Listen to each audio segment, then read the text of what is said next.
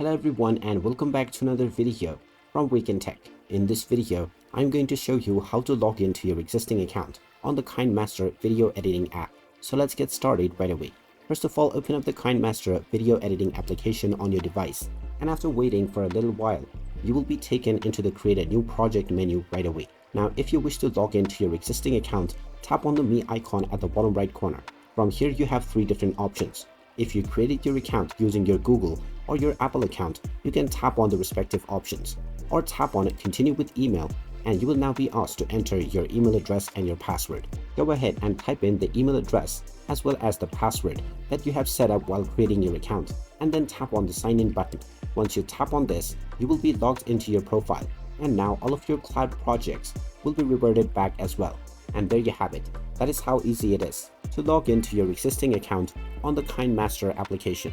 If you find this video helpful, make sure you hit that like button and subscribe to our channel if you haven't done so already. Also ring that notification bell to never miss another update from us. Thank you for watching, and I will see you again in the next video.